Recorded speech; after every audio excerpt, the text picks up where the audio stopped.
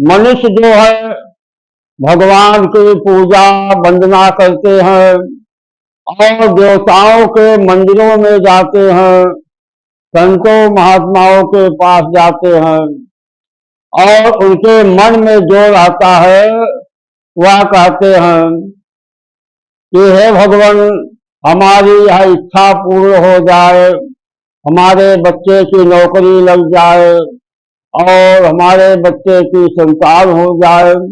हर प्रकार की कामना जो उसके मन में रहता है वह भगवान के सामने कहता है और उसको पता ही नहीं है कि सो तुम जानहु अंतर्यामी पूर्वह मोर मनोरथ स्वामी। आपके मन में जो है, जो चल रहा है, वह सब भगवान जान रहे हैं। आपको उनसे कुछ कहने की जरूरत ही नहीं है। अब जैसे आप निस्वार्थ बिना कुछ मांगे भगवान की सेवा पूजा कर रहे हैं, उनका दर्शन कर रहे हैं, उनका जप कर रहे हैं, कुछ नहीं मांग रहे हैं, भगवान सब कुछ जान रहे हैं। कोई ऐसा अवसर आ गया, समय आ गया कि आपके ऊपर अचानक बहुत बड़ा संकट आ गया, उस समय जो आपका धर्म है, पूजा पाठ जप है, वह आकर खड़ा हो जाता है और आपके प्राण की रक्षा कर लेता है। तो आपने जो धर्म किया था, पूजा पाठ किया था, तो कितना बड़ा कार्य आपका हुआ कि आपके प्राण की रक्षा हो गया। वैसे आप इतना मांगेंगे कि हमारे पास धन हो जाए, संपत्ति हो जाए, लड़के की नौकरी लग जाए, संतान हो जाए, इतना तक मांगेंगे, परंतु बिना मांगे कितना बड़ा कार्य हो गया, कार्य हो जाता है कि आपके प्राण की रक्षा हो जाता है। तो भगवान के सेवा पूजा जप तप जो कुछ भी आप करेंगे वह कभी खाली जाएगा ही नहीं, उसका फल मिलेगा और बहुत बड़ा फल मिलता है। परंतु आप उसमें लगे रहिए, उबिए नहीं, मन को ढीला मत करिए, भगवान के कार्य में जैसा हो आप लगे रहिए। भगवान के कोई भी कार्य करेंगे, अनेकों प्रकार की बाधा पर बाधा आपके सामने आती रहेगी, परंतु आप घबराइए नहीं, आप उस कार्य में लगे रहिए, उसका रास्ता निकालना चाहिए। भगवान ने बुद्धि दिया है, दिमाग दिया है, हाथ पैर दिया है, तो आप जो अपने बुद्धि से रास्ता निकालिए। यह रास्ता बंद हो गया, अब कौन रास्ता देखे, दूसरा रास्ता, तीसरा, चौथा, पांचवा। तो आप जब हारी नहीं मानेंगे तो भगवान आपको रास्ता देते रहेंगे और आप उनकी सेवा धर्म कार्य करते रहेंगे।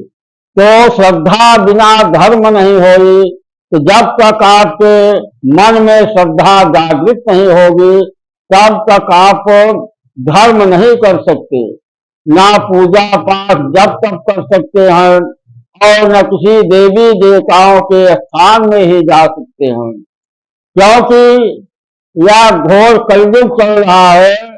यहाँ पर पैसे से ही सारा कार्य होता है, परंतु आप कहीं मत जाइए, अपने घर पर बैठकर ही भगवान का पूजन कीजिए, भजन कीजिए। तो भगवान थोड़ी कहते हैं कि हमको भोग लगाइए, माला फूल चढ़ाइए, वो तो आपकी श्रद्धा है। आपके पास द्रव्य है तो सेवा कीजिए, नहीं है तो भगवान आपके भाव को भूखे हैं, आपका भाव चाहते हैं।